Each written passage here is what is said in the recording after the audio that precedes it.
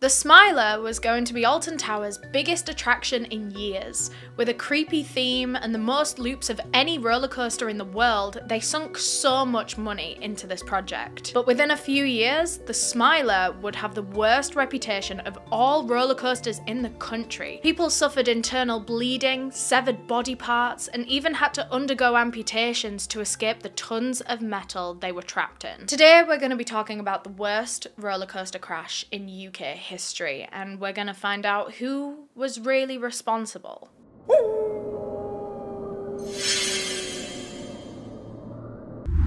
Before we jump into this Freaky Friday episode, I want to thank our sponsor for making this video possible, Scentbird. I'm so excited to be working with Scentbird again because I just truly love the concept of this company. I feel like it's revolutionary. Basically, they're a monthly subscription service where you can test out new designer fragrances for just $17 a month. So that way you can try it out. You can try it out quite a lot of times. You can wear it out, wear it in front of your friends, and really get a feel for if you genuinely like that fragrance or not before you go out and buy the full version. Because perfumes can be damn expensive, especially all the really nice designer ones, come on. And perfume shopping is really hard for an online shopping girly like myself. I hate in-person shopping. It's so stressful, it's so warm. I do everything from the comfort of my laptop. But buying fragrances has been so hard for me ever since I converted to mostly online shopping, because obviously you can't smell them, you can't see if you actually like them. And of course that's why I love Scentbird so much, because you can find a designer fragrance on there that you like the sound of, you get to see all the notes, and if you choose that, then for that month you will get a 30-day supply of this fragrance for just $17,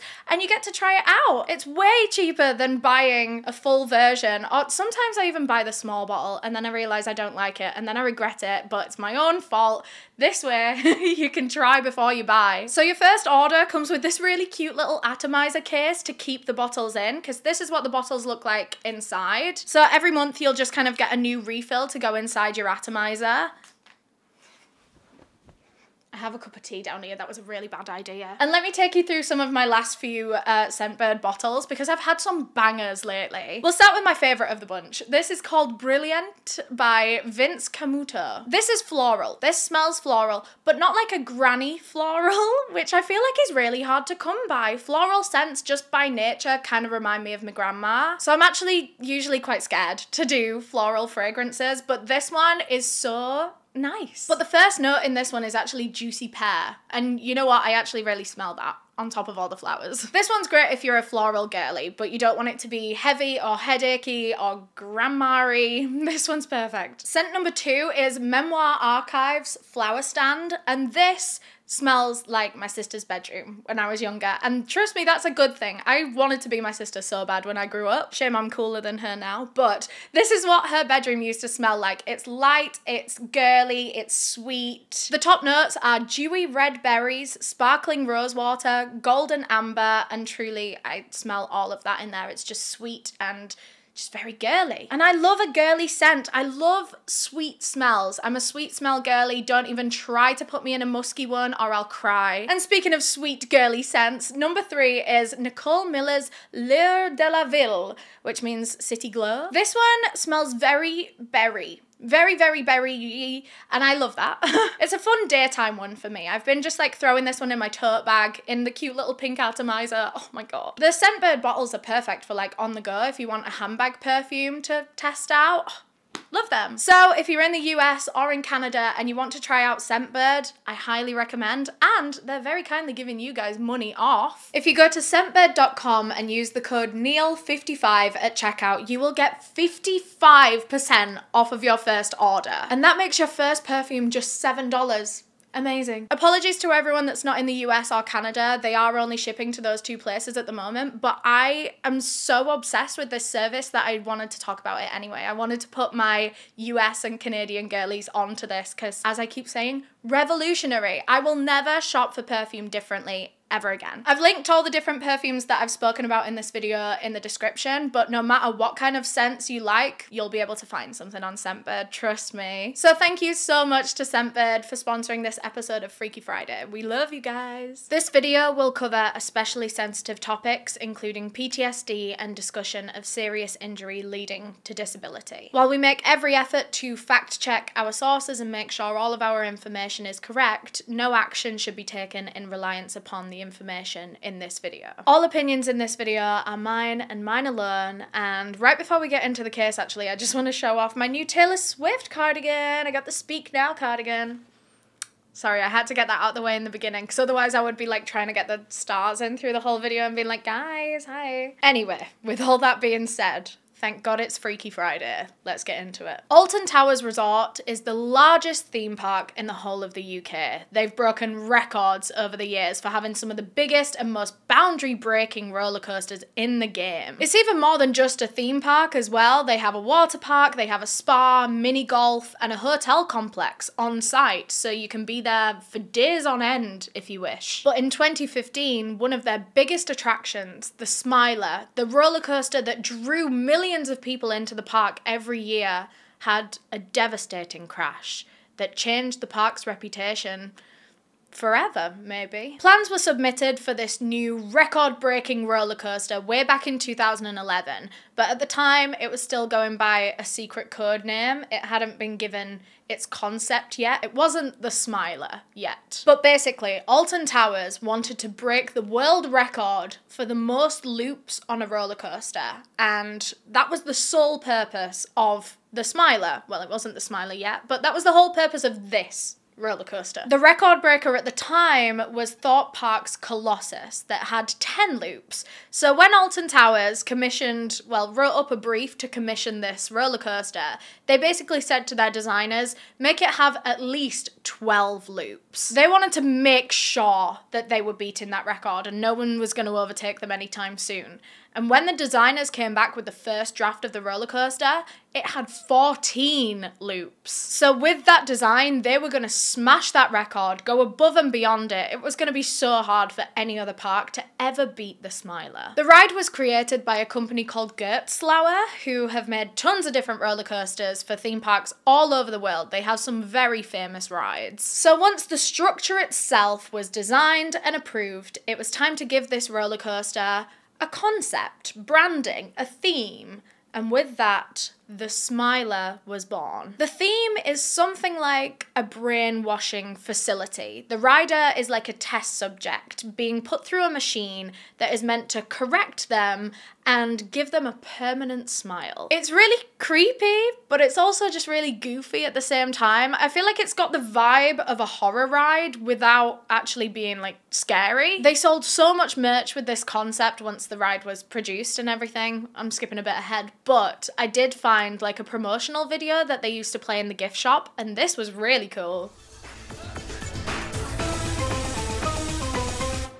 They say the perfect gift's a smile, but here at the Smiler Shop TV, our gift is a smile. Smile. Who wouldn't want to receive a gift from the Smiler? Why, we're boring things like glasses. All they do is remind you of your former life.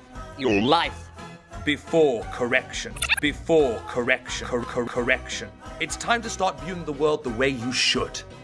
The way the Smiler wants you to. Smile always. And if you notice that sound in the background, you know, like the cheery laughter, creepy little tune, that's actually the ride soundtrack. So that plays as you're queuing, as you're, you know, on the ride.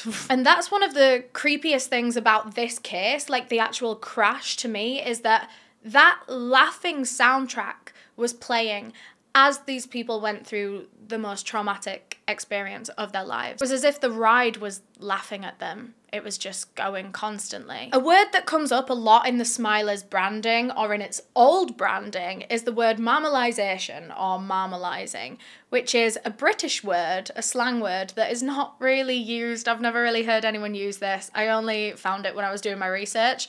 But it means to beat someone up or to destroy something, which is quite random given like the smiley theme, and it's a bit like a test centre. I don't know where all this marmalisation stuff comes in, but it's also very haunting considering what went on to happen with the ride. At the centre of the Smiler ride is the Marmalizer, which is a giant metal spider-like structure that takes riders through the 5 stages of mind manipulation. The first stage is the Inoculator, described as a jab of happiness to start the process. The ride then progresses to stage 2, which is the Tickler, and that part is supposed to tickle the rider until they can't help but smile and laugh. It doesn't actually tickle you, by the way. The Marmalizer and its stages are just kind of for decoration and to add to the story. None of these stages actually physically happen to the riders, but I'm just super interested in like the Smiler lore. So even if the information isn't really essential to the case at hand,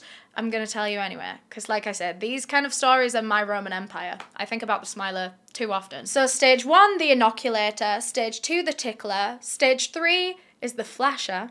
Not that kind of flasher. Unless you were thinking of like flashing lights, then yes, that kind of flasher. This part is supposed to blind the rider to create those like swirly, glazed over Smiler eyes. Stage 4, the Giggler. Riders are infected with intoxicating laughing gas, but of course they're not. I think they just kind of like spray a bit of mist at the ride. And finally, stage 5 is the Hypnotizer. Has the power to disorientate, mesmerize, and disrupt your self-awareness. It's basically just a bunch of those big, you know, like swirly optical illusion things that are supposed to make you like dizzy and hypnotized. And at the end, as riders disembark, the wall in front of them reads, "You now belong to the Smiler," and marmalization complete. All in all, the Smiler cost £18 million to make, and thousands of hours were put into its creation. About 20 tons of earth were excavated from the Alton Towers grounds to be able to fit the Smiler in, and then they sunk so much money into the advertising of this roller coaster. Since it was their new record breaker, they were really going ham,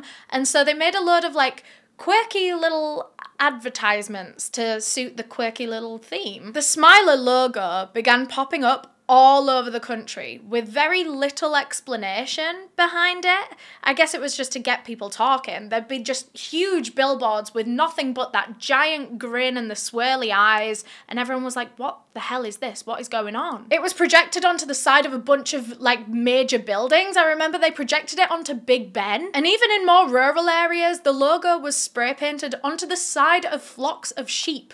So sheep were running around with this fucking smiley face on him. And at this point, no one knew what this smiley face was. Alton Towers hadn't announced anything. This was the first thing of them teasing the Smiler. So imagine the British public at this point in time. There's this scary fucking swirly smiley face appearing everywhere. People were posting pictures of these sheep on Twitter, and eventually the hashtag creepy sheep started trending. All of this subliminal advertising really got the whole country talking and speculating on what the hell could be going on. And finally then, it was time for Alton Towers to announce the Smiler's name, what it was, a roller coaster, and the opening date, which was going to be May 31st, 2013. This wasn't actually the original launch date though. They'd set quite a few launch dates and they just kept having to push it back because they kept experiencing technical difficulties. Even right up until the promo night, before the ride was open to the public, it malfunctioned and everyone had to be evacuated off of it. It was having problems right up until the end. Alton Towers described these issues as just unforeseen teething problems that could be quickly fixed and sorted before the ride was open to the public. But in retrospect of this case, and you know, the crash that was to come, it begs the question, were they ever tiny little teething problems, or was the Smiler just a tragedy waiting to happen? Regardless, the May 31st opening day went off without a hitch, and people queued up in their thousands. People were coming from all over the country to see the newest, loopiest roller coaster in the world. Everything was happy days for Alton Towers and for the Smiler. but only for a little while, because eventually those issues started to crop up again. In the 2 years before the tragedy, 5 more incidents happened on the Smiler in varying degrees. Some of them were like parts just flying off the fucking roller coaster. One time the tracks literally separated from each other. I think a screw had flown out. There were a lot of things just falling off the Smiler. Alton Towers did see to every single one of these smaller incidents very quickly. They fixed them. They evacuated the ride first off. They made sure everyone was safe. They fixed the things. It was never anything too major. And every time they deemed it good to go again. It was safe and it was fine. Because like at the end of the day, hardware faults and things like this and just general wear and tear is expected on roller coasters and on anything ever, I guess. But at least 3 issues pre-launch and 5 issues post-launch in 2 years, is that not excessive? I mean, I'm no roller coaster expert, but surely you should be looking at this roller coaster thinking, what the fuck is wrong with it? To me, it just sounds like a problematic build. But Alton Towers and Merlin Entertainments Group, which is the company that owns Alton Towers, none of them were willing to give up on this ride. Even though it seemed to be chronically unsafe, this was their record breaker and they weren't going to shut it down. I mean, think about all the new people it would attract to the park, all the money that they were going to make, plus all the money that they'd already spent on it. It was an £18 million build, plus all that money on the advertising campaign. It must cost a lot of money to project something up onto Big Ben. It was the most money they had ever spent on an attraction, so they weren't willing to give up on it. They were just going to keep patching up the cracks and reopening the ride time and time again. And of course, every day that the ride was down for repairs or maintenance, the park was losing money. And a lot of people speculate that that could have led to rushed repairs where things weren't quite fixed properly. Maybe there were some oversights because they were just so desperate to get it back open again. But what good is a record-breaking, money-making roller coaster if it's gonna crash and tarnish the reputation of your park forever, in my opinion? I don't know if I'm allowed to say that, but I am if it's my opinion, hey. But more important than any of that, more important than the money or the money loss or like losing business, all of that shit, what was never in Alton Towers' minds was the safety of their customers. What about those human beings that you are putting at risk? And that brings us to June 2nd, 2015, the day of the Smiler tragedy. Everything was operating as normal in the park that day. The ride was popular as ever with huge queues. At around 1 p.m, the Smiler staff filled up one of their carriages. Now, each of their carriages held 16 people, 4 rows of 4. The carriage was filled, the restraints came down, securing everyone in place, and they were ready for 2 minutes of adrenaline-fueled fun. Usually, the ride would set off within less than a minute of those bars coming down, but for some reason, when these 16 people went and sat on the ride, it wasn't going anywhere. They were sat there for a whole 10 minutes waiting for it to set off, and after so long, the staff actually came back over and told them all to get back out because it wasn't going to go. The staff told them that there was a technical difficulty on the ride. They said it was nothing major, they were just going to see to it, and then it'd be ready for everyone to go back on again. So these 16 people got off, and they went back to the front of the queue, and they just waited there for about half an hour while staff did the fixes and the checks and everything. But in that waiting time, several grave errors were made by Alton Towers staff that would have catastrophic consequences for the next 16 people that got on the Smiler. The ride usually only had 4 carriages operating at once, but on particularly popular days at the park, in order to maximise the amount of people they could fit on the ride, they would get out a spare, so then there'd be 5 carriages. So that's what they did on this particular day, and that 5th carriage was actually going to act as a test run following the fixed technical difficulties. So they sent out this 5th cart to you know, do a test run, but for some reason the staff didn't fully see it through. They didn't wait for the empty carriage to get back to the base safely, which is so stupid to me. Is that not what a test run is supposed to be? You're supposed to send it out for a test and see that it comes back safely. For some reason, they didn't do that. And so for that reason, the roller coaster employees didn't notice when that fifth carriage actually got stuck on the tracks. It was trying to go up a loop and ended up just going back down on itself. And then it was resting in the bottom of a loop. June 2nd was a very windy day. There were wind speeds of up to 46 miles per hour. And of course, wind greatly affects how roller coasters can operate. A lot of rides at Alton Towers that day were closed, and the Smiler should have been one of them. The ride is deemed unsafe to operate in wind speeds above 34 miles per hour. Remember I said they were 46 miles per hour. They decided to operate the Smiler anyway, putting everyone at risk. They had no regard for their customers' safety when they made that decision to operate the ride anyway in wind speeds 12 miles per hour too high. And those high wind speeds coming this way, and the empty carriage that doesn't have any weight in it, remember it's supposed to have the weight of 16 people in it, but the high winds coming this way, empty carriage going that way, it just gets blown back down. And now it's just sitting in the valley of the tracks, and none of the staff even know because they didn't see it through. I don't know how or why the staff assumed that everything was fine when they hadn't seen this cart arriving back safely. But regardless, they thought everything was fine, and so they let those 16 people board the ride once again. They set them off, and the first half of the ride was totally fine. It was fun. It was exhilarating, in fact. But that empty cart was still there. And it was only a matter of time until they caught up to it. Now, roller coasters do have safety measures in place just in case things like this do happen. The Smiler had a block system that wouldn't allow two carriages on the same chunk of tracks at the same time. So when the full carriage reached the start of this chunk of tracks, it was automatically stopped by the system. Those 16 people were just kind of left sitting at the top of the ride for a whole 8 minutes. They had no idea what was going on. They just assumed it was another technical difficulty, and to be fair, a lot of them were just enjoying the view. They were up very high, they could see the whole of Alton Towers from there. Meanwhile, the ride engineer got a notification that a carriage had been stopped due to this safety block. So he does the usual routine and he goes to check where all of the carriages are and if they're okay. Also, he thought he was checking all of the carriages. But here's another fuck up from Alton Towers staff. No one had told the ride engineer that a fifth carriage had been sent out onto the tracks. So when he did his checks, he was only looking for 4. Because as far as he was aware, there was only 4 carriages out. So yeah, when he did the checks, he saw that there were 3 carriages still at the base, still empty and waiting to go, and then there was the 1 carriage that had been stopped by the system.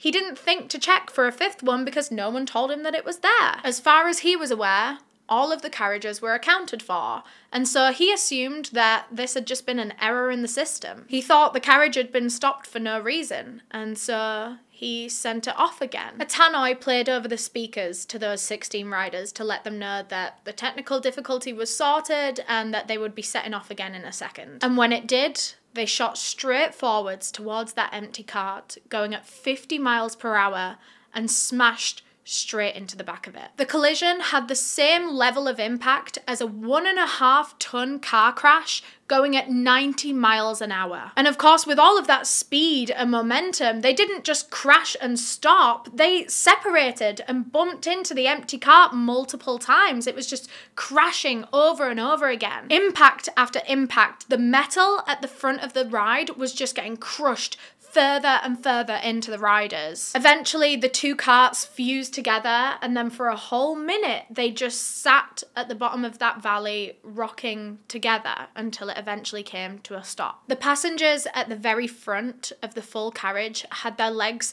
completely crushed. The footwell that would usually be about 0.5 meter wide had now been crushed to a mere centimeters, with their legs still in it. Like, I can't imagine how much pain and fear they must have been in right in that moment. Like, the horror of seeing that empty cart right ahead of them on the tracks and just pelting towards it, knowing that there was absolutely nothing that they could do to stop or to save themselves. By now, the passengers were passing out. There was blood everywhere. Victims said that they couldn't feel their legs. They were trying to wiggle their toes and they just couldn't move a muscle. The pain was so unbearable that one of the riders on the front row, named Vicky, said that she just wished to die in that moment.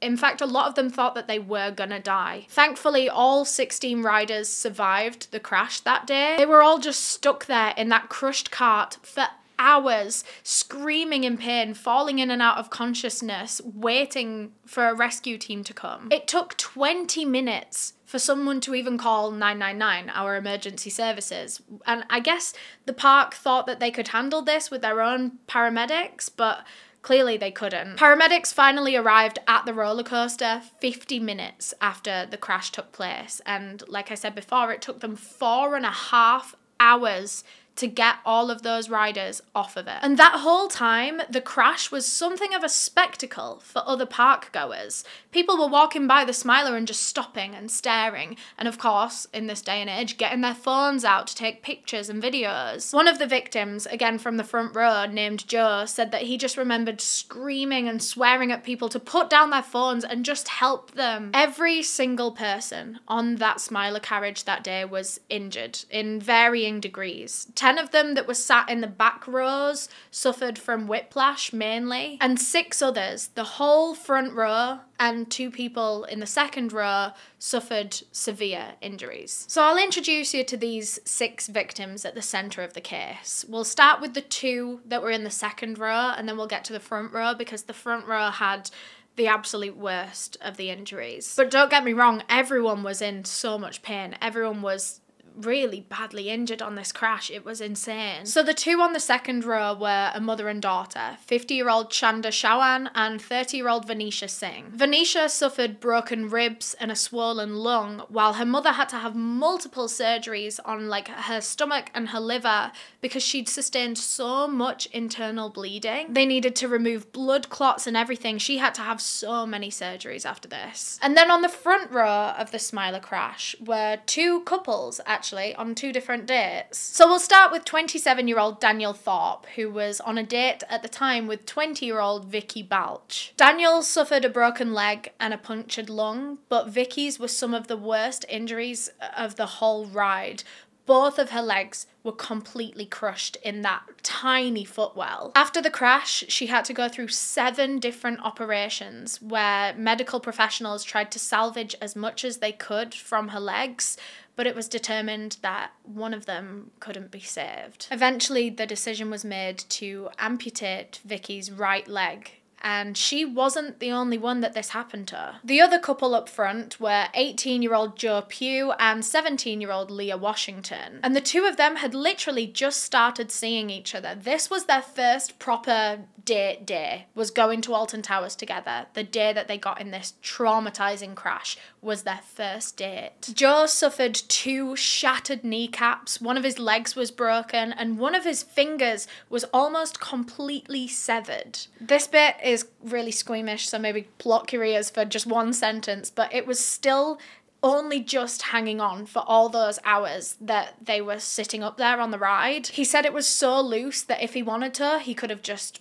pulled it off completely, and that just makes me shudder. They did manage to sew it back on later in surgery, although I don't know if he has like feeling or use of that finger anymore, but I know that he has it. And his girlfriend, poor Leah, lost so much blood from her injuries that blood bags had to be literally flown into the park so that she could have blood transfusions on the spot, or they were going to lose her. They really did nearly lose her multiple times. She had to be resuscitated. Like, it was so scary. She was in intensive care for a while after this, with machines just keeping her alive. But she was a trooper, and she started breathing on her own just, I think, the next day or 2 days later. Unfortunately, though, nothing could be done to save Leah's left leg, and that too had to be amputated. The reason the 2 girls sustained the worst injuries, needing their legs amputated, was because they were sat in the middle 2 seats of the front row. Each carriage of the Smiler has like a bit sticking off of the back, kind of like a tow bar, I guess. If they need to move the cart, they can pick it up by that. And so as their cart crashed into the back of that other, that tow bar was going right in the middle of their cart, right between where Leah and Vicky were sat next to each other. So when I say the footwell was crushed to mere centimetres, it was crushed the very worst right in the middle. And so Leah lost her left leg and Vicky lost her right leg, both of which were the closest to where that bar hit them. Leah has described how hard it was for her to regain her independence after losing her leg. All of the things that able-bodied people take for granted, like being able to get up in the middle of the night to use the bathroom, or being able to carry a drink from the kitchen to the living room sofa. You can't do that if you've got 2 crutches. One thing that was so heartbreaking to hear in Vicky's interviews was that she actually had a bad feeling about going on the Smiler that day. As they were queuing up, she just felt not right. She had this sense of dread, like a gut feeling that they shouldn't be going on the roller coaster. And I think a lot of us can relate to that. Getting a gut feeling and kind of ignoring it. You talk yourself out of it. You tell yourself that you're being stupid. But gut feelings are a funny thing like that. When you ignore them, they're right. And when you don't ignore them, when you act on them, they're wrong. And there were actually 2 people that were supposed to be on that carriage that day that actually bowed out before the ride went on. So if you remember, those 16 people originally got on, the bars came down and whatever, but then staff came over and they were like, oh, can you get off? We've got a technical difficulty. And they waited for about half an hour before they could go back on. And there was actually 2 people that were like, nah, I don't feel like waiting for half an hour. They were just going to go off and go on a different ride and then go back to the Smiler later. And with that decision, they avoided one of the worst theme park tragedies ever, just because they didn't want to wait half an hour. Alton Towers closed down for 5 days following the incident, and when they reopened, of course, the Smiler was still closed and it was undergoing an investigation. Merlin Entertainments Group that own Alton Towers also own pretty much like every theme park in the country. They'd commissioned so many rides from Gerstlauer over the years. The Smiler, a bunch of the rides in Thorpe Park are Gerstlauer, and so they were panicking, thinking that if this ride was faulty, maybe all of the Gerstlauer rides were faulty. Maybe it was something wrong with the design. At this point, they didn't know that it was down to multiple staff errors. So up and down the country, theme parks and different rides were closed for investigation. But as I've explained, the fault wasn't actually with the ride itself. Nothing was wrong with any of the Gerstlauer roller coasters. It was just miscommunication and multiple human errors from different members of staff that led to this tragedy. And so for that reason, once they figured out that it was down to human error, there were criminal investigations launched into the staff, including the person that sent out the 5th carriage and the ride engineer that overrode the block. The workers have since said that they felt immense pressure from higher ups to keep the rides going no matter what. Keep downtime to a minimum and shorten queue times and just maximize profit. They say that this was why they were so quick to override the block or to send out a 5th carriage, and why they weren't effectively communicating was because they were just go, go, go. They were just trying to make this ride quicker and make it work. They said that they were scared of getting in trouble. They were scared of someone telling them that they're not going quick enough and they're not doing what the park needs. It was all out of a fear of getting in trouble. The investigation concluded that most of the blame for this crash should go to Alton Towers Park itself. A court case began a year later where Merlin Entertainments Group were being prosecuted by the government's health and safety executive. And during that court case, a lot of interesting shit was revealed, such as 4 engineers that were working that day had never even seen the Smiler's manual, like operations manual. What do you mean you're operating a ride that you don't know how to actually operate? 2 of the staff working that day had never seen the Smiler's risk assessment, which again, what the fuck do you mean you're putting people on this ride to manage it and to work it and they don't even know what the fuck they're doing? Sorry, I'm swearing a lot. My mum's not gonna like that, but I'm getting really passionate. It makes me so angry that all they really cared about was money. And so they're putting these untrained staff on the rides and they're making these rides go when it's unsafe. And these people are billionaires. They don't need the extra fucking million in their pocket. That's pennies to them. Merlin Entertainments Group were fined £5 million, which was actually cut down from 7.5 million. They were supposed to pay 7.5, but they pled guilty to whatever. I don't actually know what charge they pled guilty to, but because they pled guilty, 7.5 was cut down to 5 million. Which, just a side note, £5 million is absolutely nothing for a company as big as Merlin Entertainments Group. We worked it out and that's only 2% of their profits.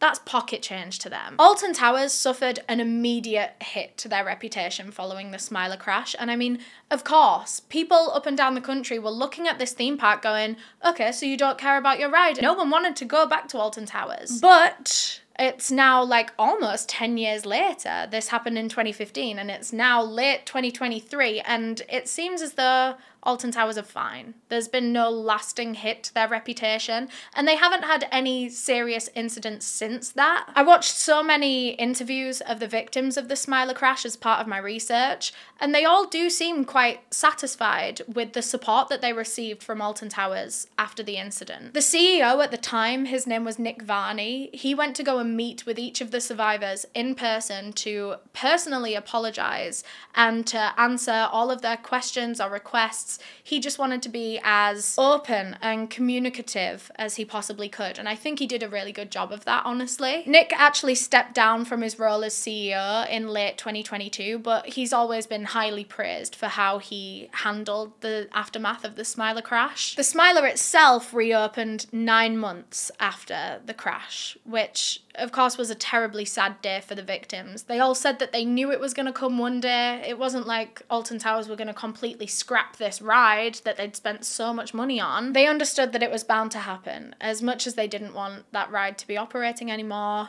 it is. Still to this day, it is. But it is slightly different now. When it reopened, they'd clearly made quite a lot of changes to it. And the most interesting of these changes was that every reference to marmalization and marmalizing was gone. And like, I'm not surprised. Remember, it means to beat something up or completely destroy something. Of course, they don't want that kind of branding on the Smiler anymore. I don't even know why it was there in the first place. That still doesn't make any sense to me. It was a ride about making people smile and laugh. And you're talking about completely destroying and beating shit up? Like, I don't...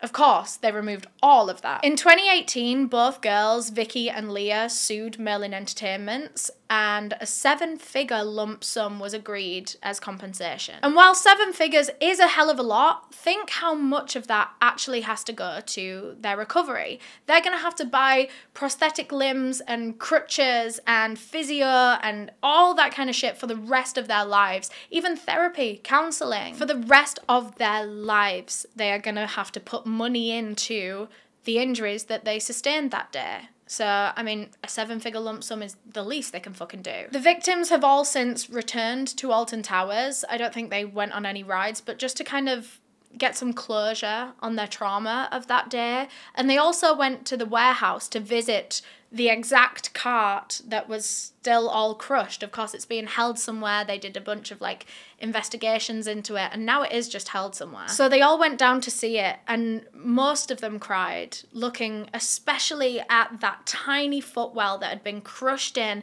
seeing where their legs had been, and oh my God, I can't imagine how horrifying that must have been, because it's horrifying even for me to see the pictures on Google. Like I started like welling up a little bit looking at those during my research. I can't imagine how it must be to see that in person again and know that you were sat there when you went through the worst moment of your whole entire life, and how desperate and terrified you were, and a lot of them thought they were going to die. And oh my God, I'm getting really like, oh God. One of the main reasons that they all wanted to see it again was because a lot of them were suffering with memory loss from the immediate crash. I mean, they'd been passing out, losing consciousness, losing a lot of blood. Like, a lot of them didn't actually remember the crash itself. So seeing that physical evidence of their memories really helped them. It really helped them to be like, you know what, yeah, it really was as horrific as I remember it being. But let's try and end this video on a bit of a lighter note, since all of these victims did survive and they live on and they try to live their lives to the fullest now and not let their injuries or their trauma affect the rest of their lives. Vicky was a dancer before the incident, and of course she can't really do what she loves now. She can't dance anymore, and this made her super depressed. And she also took quite a major hit to her self-esteem because she wasn't able to exercise anymore. She gained a little bit of weight, lost a bit of muscle mass. She wasn't the same girl that she'd always seen in the mirror, and this really affected her. It started when she had her leg amputated about a week after the crash. She remembers turning to her mum in the hospital and saying, "Who's gonna want me now?" Which is just so heartbreaking to hear that that's where her mind was going. She was dealing with all this trauma, physical pain, and emotional turmoil. But very pleased to tell you that Vicky is now married with a son. She's found someone, and I hope she's very happy. But going back to her loss of self-esteem, because I have a really cute story relating to that as well, one of her friends booked her like a sexy little lingerie photo shoot so that she could go and get these pictures taken, and she looks great. I will say she looks great. And so she could just like see herself being sexy and still being attractive, and it really helped to build up her confidence again. So let's talk about the other couple that were on the front row of the Smiler that day, Leah and Joe, who were on their first date. Now I have some amazing news to tell you relating to those. They're engaged! They are still together. From their first date at Alton Towers, they are now engaged. That makes 8 years of them being together, and their wedding is due to happen in 2024. And I know this because I've followed Leah on Instagram for years. I don't remember following her, but I just know that I have followed her on Instagram for so long, and I have to say her outfit pictures slay. But yeah, because I've followed her for so long, like I have seen the whole progression of that, not the whole progression of their relationship, but like I've seen especially the last couple of years where they like got engaged. He proposed to her in Venice. Guys, I sound so parasocial right now. He proposed to her in Venice. She had like her hen party like just a few months ago. She looks so cute. Anyway, she has no idea who I am, and I'm like, guys, bestie Leah looked so good at her hen party. But the two of them have said that having each other to go through this traumatic ordeal with, it made it so much easier for them to deal with because they had someone else who understood. So I wish those two a lifetime of happiness. If they are watching this, hi bestie Leah. Of course, a lot has had to change internally at Merlin Entertainment's group since this incident, and specifically at Alton Towers. Safety measures have been ramped up, including things like rides being physically locked. If the wind speeds are too high for them to operate, then they are locked and not one member of staff can override that. There's more security cameras on rides now than there ever has been, so that maintenance workers have a full, clear view of the whole ride so that they can't miss a carriage. All of their workers have undergone retraining, strict safety training, and now they have to read them manuals, they have to read them risk assessments. There's now a lot more systems in place that require adequate communication between different members of staff before major decisions can be made on rides, which would have prevented this crash completely had that been in place at the time. This is just such a devastating case, and it really gets worse the more you look into it. I didn't realize how preventable this incident had been until I started researching it for this video, and it made me so angry and just so upset for all those 16 people that didn't have to be in that position, and it makes me so angry. But anyway, sorry, I'm really gonna calm down now, I promise. It's a miracle that there were no deaths that day, and I never get to talk about cases where there were no deaths, so that's nice. I'm really happy for them all, getting to, you know, move on and live their lives and be happy beyond that point. But that is all I have for this Freaky Friday. Thank you so much for watching. If you enjoyed this video, please do engage with it in some kind of way. That would really help me out, whether it's a thumbs up or a comment or sharing it with a friend. That tells YouTube that you like my content and they'll push it out to other people. And I would really appreciate that. That would mean the world to me. Thanks again to Scentbird for sponsoring this video. Remember, if you go to scentbird.com and use the code NEALE55 at checkout, you will get 55% off of your first order. That's insane. So click the link below if you want to try them out. But yeah, thank you so much for watching. If you want to watch another one of my videos, there'll be one on screen right now, or you can click the circle with my face in if you want to subscribe to my channel. We post Freaky Fridays every other week, and there'll be true crime videos slotted in between that. Anyway, bye!